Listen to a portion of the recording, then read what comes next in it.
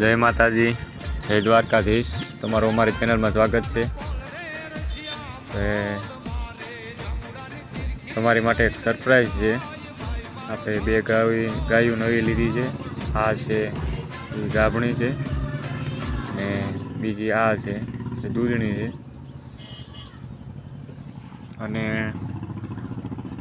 42,000માં એક ગાય આવી છે ને